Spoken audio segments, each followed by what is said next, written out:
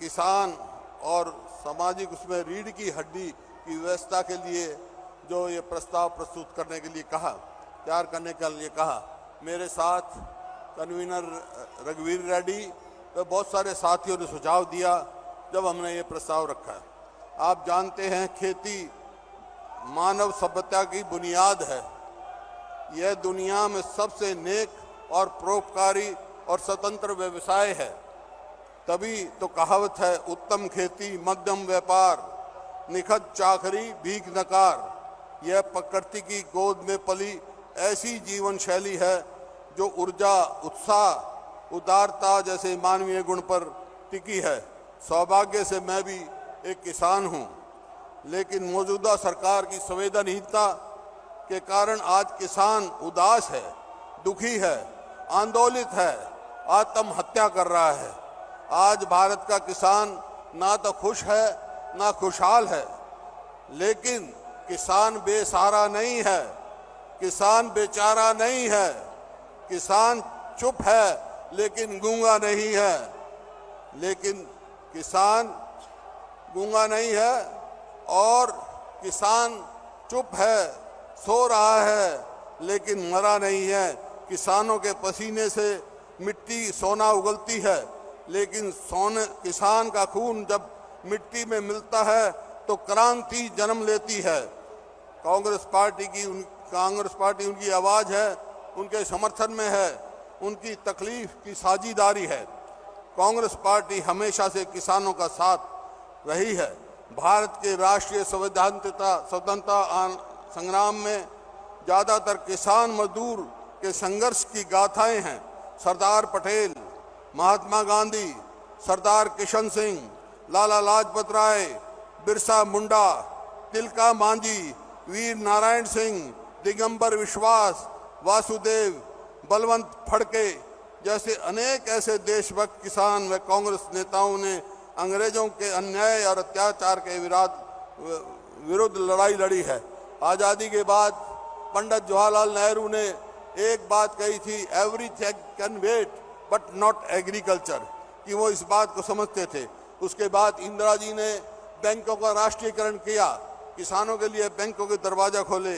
राजीव जी ने पंचायती राज की कल्पना करी और यूपीए सरकार में सोनिया जी के नेतृत्व में मनरेगा आया और बहुत सारी ऐसे चीज़ें हुई। राहुल जी ने न्याय की कल्पना की जो मैनिफेस्टो में डाला, और लाल बहादुर शास्त्री ने जय जवान जय किसान का नारा दिया। जय जवान जय किसान पूरे ग्रामीण का जीवन मंत्र है। जब खेत के किसान वर्दी पहन लेता है तो सेना का जवान कहलाता है, जो देश की सीमाओं की रक्षा करता है। किसान देशवासियों को भूख से बचाने के लिए खेतों में पसीना बहाता है, और जवान देशवासियों की जान और सम्मान में दुश्मनों की उससे बचाने का सीमा पर अपना खून बहाता है। आज विडंबना है कि मौजूदा सरकार जवान विरोधी अग्निपथ और किसान विरोधी नीति लेके आई है। आपने देखा, किसान का आदिकाल प्रकृति से संघर्ष कर रहा है। वो सूखा, अकाल, ओला पाला, बाढ़, बीमारी, कीट पक्षी, पशु, जंगली जानवरों से ताकतों से लड़ता रहा। लेकिन अमृतकाल में उस मनुष्य की लालची प्रवृत्ति और मंडी की शोषक शक्तियों से भी लड़ना पड़ रहा है।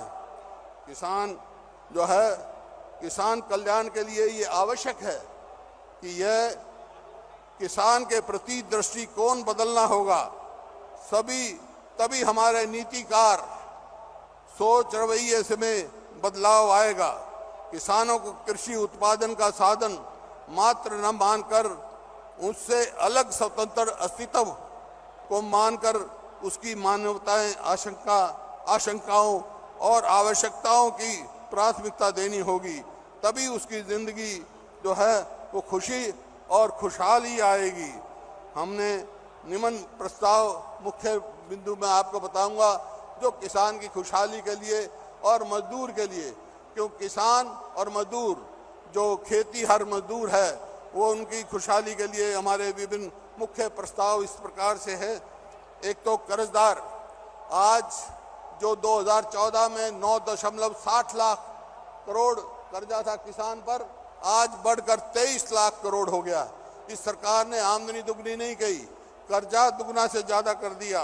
तो उसके लिए हमारे को सबसे पहले किसान के राष्ट्रीय ऋण की दाम बढ़ेगा और ऋण माफ़ी से लेकर ऋण मुक्ति तक हमको ले जाना है।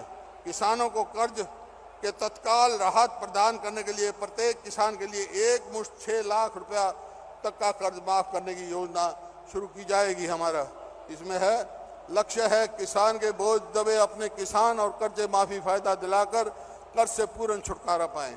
इसी प्रकार से एमएसपी का सवाल है। एमएसपी जो है वो C2+ स्वामीनाथन फार्मूले पे आंकी जाए और इस पे एमएसपी जो है उस पे जो जमीन की नीलामी ना हो, जमीन की नीलामी ना हो, उत्पादन लागत की बजाय में बदला जाए। अदरक, लहसुन, हल्दी, मिर्च आदि, टमाटर आदि एमएसपी से बाहर फसलों को भी एमएसपी में शामिल किया जाए और वनवासियों के लिए 4 गुना दिया जाए। ये इसी तरह प्रधानमंत्री फसल बीमा योजना है। प्रधानमंत्री फसल बीमा योजना तो एक कंपनियों के, प्राइवेट कंपनी है, उनके मुनाफे में बदल गया। 34,000 करोड़ मुनाफा कमाया उन्होंने। तो हमारा सुझाव है कि ये प्रस्ताव है कि इसको पब्लिक सेक्टर में लाया जाए, नो प्रॉफिट नो लॉस पे, और कंपनियों को घाटा, इंश्योरेंस कंपनी को घाटा की वजह हो तो रिवॉल्विंग फंड बनाया जाए और फसल के नुकसान का आकलन सरकार करे, बीमा कंपनियां नहीं, ताकि बीमा कंपनियां द्वारा समय पर पर्याप्त मुआवजा सुनिश्चित किया जाए। भूमिहीन खेती मजदूरों के हितों की रक्षा के लिए उनके मुआवजे का भी हिस्सा उसमें रखा जाए, ये हमने कहा है। इसी प्रकार से किसान की आय दुगनी करनी है। 5 एकड़ तक जोत वाले सभी किसानों की प्रति 10,000 रुपये एकड़ प्रत्यक्ष व्यवसाय सहायता निश्चित किया जाए। किसान और खेती मजदूर कल्याण के लिए उनके लिए अलग से शिक्षा, स्वास्थ्य आदि कल्याणकारी योजना का फायदा दिलाने के लिए किसान, खेती और मजदूर और काश्तकार की पहचान पत्र उपलब्ध करे। किसान व खेती और मजदूरों के लिए एक अलग पेंशन योजना का विचार करेंगे। किसान के लिए मानव पशु संघर्ष जानलेवा बनता जा रहा है। हम किसानों को जीवन और उनकी फसल, छोटा जंगली जानवर को बचाने के लिए पर्याप्त कदम उठाएंगे। इस समस्या को खत्म करने के लिए छत्तीसगढ़ की मौजूदा कांग्रेस सरकार की नीति का अनुकरण करते हुए राष्ट्रव्यापी नीति बनाएंगे। इसी प्रकार से लैंड एक्विजिशन एक्ट जो 2013 में हम लेके आए थे राहुल जी, और वो इस सरकार ने डिल्यूट कर दिया, उसको फिर हम सख्ती से लागू करने का काम करेंगे। गोदाम और भंडारण बढ़ाने का काम करेंगे। किसानों के लिए जीवन बीमा और स्वास्थ्य बीमा, किसान और भूमिहार मजदूरों के लिए जीवन बीमा और स्वास्थ्य बीमा, और न्याय का जो राहुल गांधी ने लाया था वो लागू करेंगे। और जिस प्रकार से छत्तीसगढ़ सरकार ने राजीव गांधी न्याय योजना शुरू की है, 9,000 रुपये एकड़ दिया है, उसमें हम 10,000 रुपया प्रति एकड़ देने का काम करेंगे। सिंचाई परियोजनाएं हम सब लेके आएंगे। मनरेगा जो सोनिया जी की अध्यक्षता में यूपीए सरकार ने एक अद्भुत फैसला किया था, कांग्रेस मनरेगा का नया स्वरूप देकर उसका विस्तार करके संकल्प लेती है। रोजगार के गारंटीशुदा दिनों में बढ़ाने, मजदूरी बढ़ाने, योजना को कृषि गतिविधियों से लघु सिंचाई, जल निकाय बारी, बंजर भूमि के उठान के जोड़ने का काम करेंगे। इसी प्रकार से जो कृषि का विपणन है, जो आज सरकार FBO बना रही है, वो कंपनीज एक्ट में रजिस्टर कर रही है। इसका मतलब यह है कॉर्पोरेट सेक्टर फिर जो कमज़ोर हमारी कोऑपरेटिव सोसाइटीज़ हैं उन पे कब्जा कर देंगे।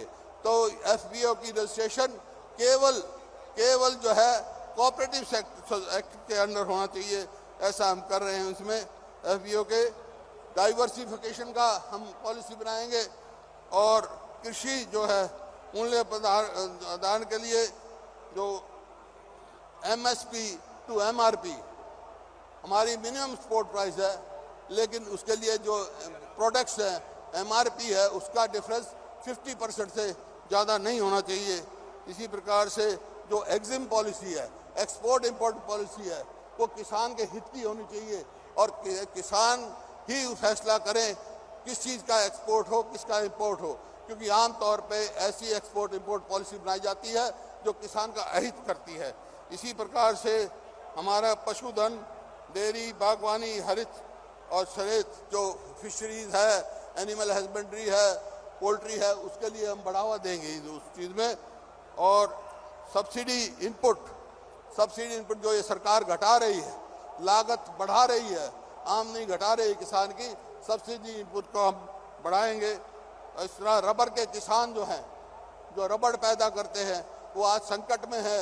जो नया ये कानून लेके आ रहे हैं उसको हम नामंजूर करेंगे और 250 रुपया जो है प्रति किलो उसका MSP घोषित करेंगे। क्लाइमेट उससे जो चेंज होती है उसमें भी हम करेंगे।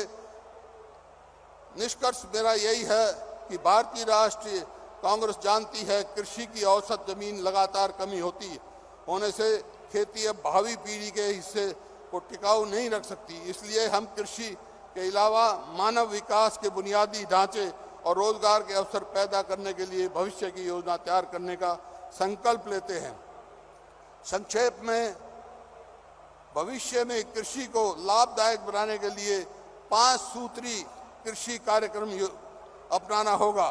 कृषि उत्पादन में वृद्धि, किसान और मजदूरों की आय में फसलों के उचित उस पे देकर बढ़ाना, किसान आधारित पशुपालन आदि से अतिरिक्त आयु जुटाना, बिचौलियों से राहत, उपभोक्ता और कंज्यूमर में 50% का ज़्यादा डिफरेंस नहीं होना चाहिए। प्रोड्यूसर और कंज्यूमर में 50% से ज़्यादा डिफरेंस नहीं होना चाहिए।